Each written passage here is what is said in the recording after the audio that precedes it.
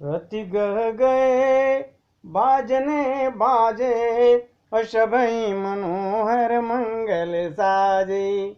तो जूथ जूथ मिली सुमुखे सुनैनी, करही गान कल कोकिल बैनी। खूब जोर से बाजे बजने लगे, सभी ने मनोहर मंगल सजा दिए, और सुंदर मुख और सुंदर नेत्र वाले तथा कोयल के समान मधुर बोली वाली स्त्रियों का झुंड मिलकर सुंदर गीत गाने लगे।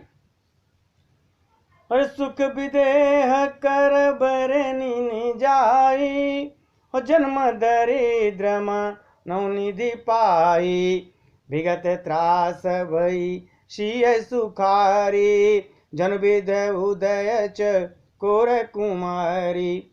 जनक जी की सुख का तो वर्णन नहीं कर सकते, बड़े प्रसन्न है जनक जी, मानो जन्म का दरिद्री धनवान खजाना पा गया हो। सीता जी का भय जाता रहा, वैसी सुखी हैं जैसे चंद्रमा के उदय होने पर चकोर से की कन्या सुखी हो जाती है। अरे जनक कीन कौशिक ही प्रणामा, प्रभु प्रसाद धनु भंजऊ रामा। मुय कृत्य कीनी दो भाई, अब जो उचित सो कही गोसाई। जनक जी ने विश्वामित्र को प्रणाम किया और कहा, हे प्रभु, आपकी कृपा से श्री रामचंद्र जी ने धनुष तोड़ा, दोनों भाइयों ने मुझे कृतार्थ कर दिया। हे स्वामी, अब जो उचित हो उसे आप कहें। मुनि सुन नर नाथ प्रवीणा, और विवाह चाप आधीना। टूटत ही धनु भयो विवाहो, सुर नर नाग विदित सब काहू। मुनिवर ने कहा, हे चतुर नरेश, सुनो, यो तो विवाह धनुष के अधीन था, धनुष के टूटते ही विवाह तो हो गया। देवता, मनुष्य और नाग सब किसी को यह मालूम है, फिर भी अरे तदपि जाई तुम करऊं अब जथा वंश व्यवहार। बूझ भी प्रकुल वृद्ध गुर वेद विदित आचार। फिर भी तुम जाकर अपने कुल का जैसा व्यवहार हो, ब्राह्मणों कुल के बुजुर्गों और गुरुओं से पूछकर, और वेदों में जो वर्णित है जैसा आचार है वैसा आप करिए। दूत अवधपुर पठय जाई, आनई नृपदस रतहि बुलाई। मुदित राउ कह भले कृपाला, पठय दूत बोलते काला। जाकर अयोध्या को दूत भेजो जो राजा दशरथ को बुला के लावे। राजा ने प्रसन्न होकर कहा, हे कृपाल, बहुत अच्छा। और उसी समय दूतों को बुलाकर राजा जनक ने दशरथ के पास भेज दिया। गौरी महाजन सकल बुलाए, आई सब निसादर सिरनाए। हाट बाट मंदिर सुरबासा, नगर वारऊ चारऊ पासा। फिर सब महाजनों को बुलवाया राजा ने, और सबने आकर राजा को आदरपूर्वक सिर नवाया। राजा ने कहा कि बाजार, रास्ते, घर, देवालय और सारे नगर को चारों ओर से सजा दो। अरे हरि से चले निज निज गृह आए, पुनि परिचालक बोली पठाए। रचऊ विचित्र भी तान बनाए, सिर धरी बचन चले सचुपाए। महाजन प्रसन्न होकर चले और अपने अपने घर आए। फिर राजा ने नौकरों को बुलावा भेजा और उन्हें आज्ञा दी कि विचित्र मंडप सजाकर तैयार करो। यह सुनकर वे सब राजा के वचन को सुनकर सिर धर करके सुख पाए और अपने कार्य के लिए चल दिए। पठे बोल गुनी तिन नाना, जे बितान विद कुशल सुजाना। विधि बंदिति न कीन आरंभा, बिरच कनक कदली के खंबा। उन्होंने अनेक कारीगरों को बुलाया और जो मंडप बनाने में कुशल और चतुर थे उन्होंने ब्रह्मा की वंदना करके कार्य प्रारंभ किया और पहले सोने के केले के खंभे बनाए, सोने के केले के खंभे बनाए और हरित मनिन के पत्र फल पदुम राग के फूल रचना देख विचित्रयति मन बिरंच कर भूल।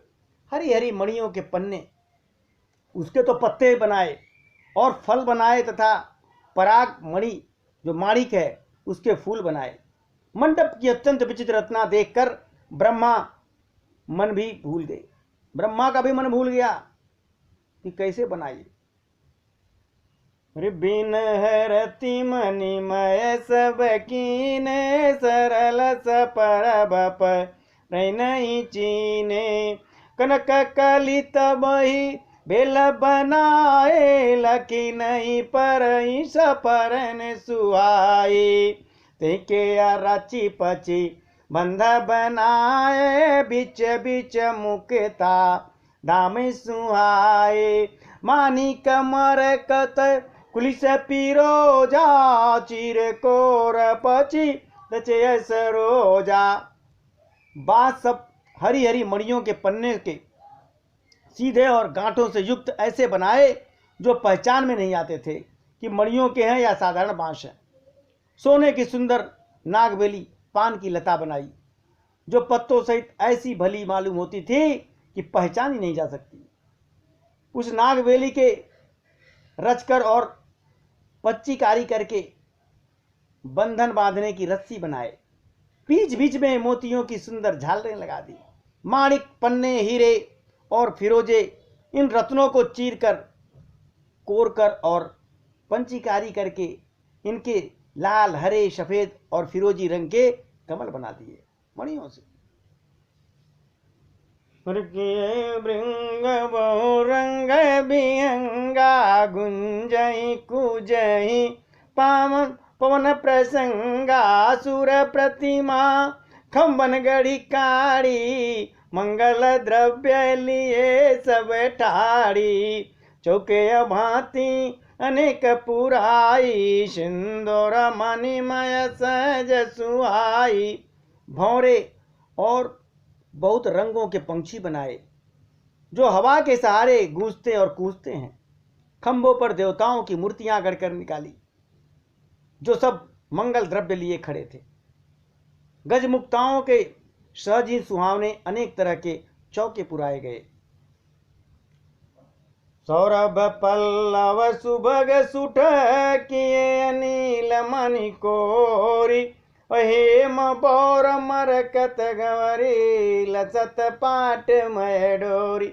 नीलमणि को लेकर, नीलमणि को कोर कर पूरा अत्यंत सुंदर आम के पत्ते बनाए उससे। सोने के बौर, आम के जो फूल थे सोने के थे और रेशम की डोरी से बंधे हुए पन्ने के बने हुए फलों के गुच्छे उसमें सुशोभित किए। रचय रुचिर बर बंद निवारे मनो मनोभव फंद सवारे मंगल कलशयनेक बनाए ध्वज पताक पट चमर सुहाए। ऐसे सुंदर और उत्तम बंधनवार बनाए मानो कामदेव ने फंदे सजाए हों। अनेकों मंगल कलश और सुंदर ध्वजा पताका पर्दे और चौर बनाए। दीप मनोहर मणिमय नाना जाई न बरनी विचित्र बिताना जय मंडप दुलहिन भय देई सोबर असमति कवि के। जिसमें मणियों के अनेक सुंदर दीपक हैं उस विचित्र मंडप का तो वर्णन ही नहीं किया जा सकता है। जिस मंडप में श्री जानकी जी दुल्हन होगी, किस कवि की ऐसी बुद्धि है जो उसका वर्णन कर सके। दुलहु राम रूप गुण सागर जो बितान त्यों लोकं जागर जनक भवन कय शोभा जैसी, गृह गृह प्रतिपुर देखिए तैसी। जिस मंडप में रूप और गुणों के समुद्र श्री राम जी दूल्हे होंगे, वह मंडप तीनों लोकों में प्रसिद्ध होना चाहिए। जानकी जी के महल की जैसी शोभा है, वैसी ही शोभा नगर के प्रत्येक घर की बनाई गई। जहीं तेरहु तेहि समय निहारी, तेहि लगु लगहि भवन 10 चारी। और जो संपदा नीच गृह सोहा, सो बिलो की सुर नायक मोहा। उस समय जिसने तिरहुत को देखा, उसे 14 भुवन तुच्छ जान पड़े। जनकपुर में नीच के घर भी उस समय जो संपदा सुशोभित थी, उसे देखकर इंद्र भी मोहित हो जाते थे। अरे बसही नगर जही लक्ष्य करे, कपट नारी बर बेश, ते पुर कै शोभा कत सकुचहि सारद शेष। जिस नगर में साक्षात लक्ष्मी जी कपट से स्त्री का सुंदर वेश बनाकर बसती हैं, उस पुर के शोभा का वर्णन करने में सरस्वती और शेषनाग भी सकुचाते हैं। और पहुँचे दूत रामपुर पावन, हरे से नगर भी लोक सुहावन। भूप द्वार तीन खबर जनाई, दशरथ नृप सुन लिए बोलाई। जनक जी के दूत श्री रामचंद्र जी की पवित्र पुरी अयोध्या पहुंचे। सुंदर नगर देखकर वे हर्षित हो गए। राजद्वार पर जाकर उन्होंने खबर भेजी। राजा दशरथ जी सुन करके उन्हें बुला लिए। करि प्रणाम तीन पाती दीन, मुदित मई आप उठलीनी। बारी बिलोचन बाचत पाती, पुलक गात आई भरी छाती। दूतों ने प्रणाम किया। उसके बाद चिट्ठी पकड़ा दी। जो जनक जी ने चिट्ठी भेजा था, वो चिट्ठी पकड़ा दिया। चिट्ठी जब राजा पाए हैं, एकदम प्रसन्न होकर के उठे और बांधते समय उनके नेत्रों में प्रेम के जल भर गए। आंसू छा गए नेत्रों में, शरीर पुलकित हो गया और छाती उनकी भर आई। राम लखन उर करबर चिट्ठी, रह गए का तन खाटी मीठी। पुनि धरे धीर पत्रिका, बाची हरसिय सभा बात सुन साची। हृदय में राम और लक्ष्मण हैं, हाथ में सुंदर चिट्ठी है। राजा उसे हाथ में लिए ही रह गए। खट्टी मिट्टी कुछ भी कह नहीं सके। फिर धैर्य धरकर उन्होंने पत्रिका पढ़ी। सारी सभा सच्ची बात सुनकर सब लोग हर्षित हो गए। अरे खेलत रहता सुधि पाए, आए भरत सहित हित भाई। पूछत अति स्नेह सकुचाई, ताते कहाँ ते पाती आई। भरत जी अपने मित्रों और भाई शत्रुघ्न के साथ खेल रहे थे। वो समाचार पाकर दौड़े आए। बड़े प्रेम से सकुचाते हुए अपने पिताजी से पूछते हैं, पिताजी कहाँ से चिट्ठी आई है। रे कुशल प्राण प्रिय बांधु दो, अहि कहूँ के देश। सुन सने हसाने बचन, बाची बहुरी नरेश। हमारे प्राणों से प्यारे दोनों भाई कहिए कुशल तो हैं? भरत जी पूछ रहे हैं। और वे किस देश में हैं, कहाँ हैं? स्नेह से सने हुए ये वचन सुनकर राजा ने चिट्ठी को पुनः पढ़ के सुनाया। और सुन पाती पुल के दो भ्राता, अधिक स्नेह मातिन गाता। प्रीत पुनीत भरत कह देखी, सकल सभा सुखल उबिसेखी। तब नृप दूतनी कट बैठारे, मधुर मनोहर वचन उचारे। चिट्ठी सुनकर दोनों भाई पुलकित हो गए। स्नेह इतना अधिक हो गया कि वह शरीर में समा नहीं रहा है। भरत जी का पवित्र प्रेम देख करके सारी सभा ने विशेष सुख पाया। तब राजा ने दूतों को अपने पास बैठाया राजा ने दूतों को, और बड़े प्यार से पूछते हैं, बोलते हैं क्या? भैया भैया काऊ को सल दो बारे, तुमनी के निजे नैने निहारे। श्यामल गौर धरे धनु बाथा, भय किशोर कौशिक मुनि साथा।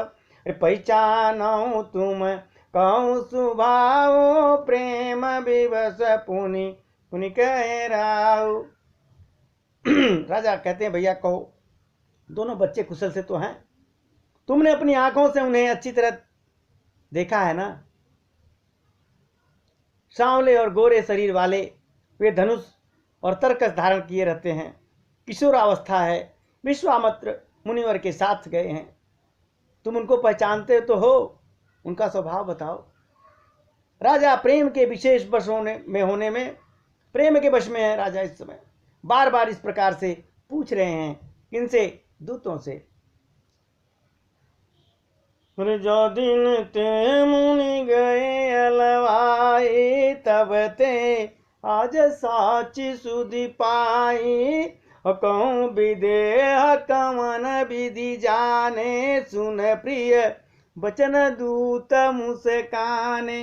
भैया जिस दिन से मुनिवर लेकर गए हैं बच्चों को, तब से आज हमने सच्ची खबर पहली बार पाई है। कहो तो महाराज जनक ने उन्हें कैसे पहचाना?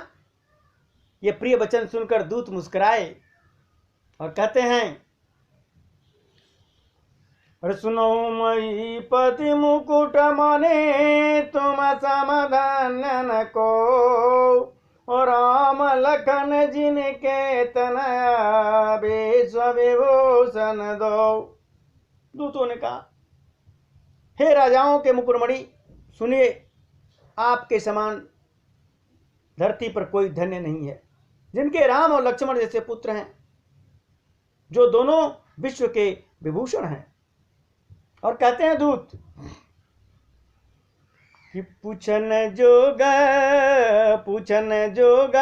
न तनय तुम्हारे, पुरुष सिंह त्यों पुरहु जियारे। जिनके जस प्रताप के आगे, शशि मलिन रवि शीतल लागे। अरे आपके पुत्र पूछने योग्य नहीं है।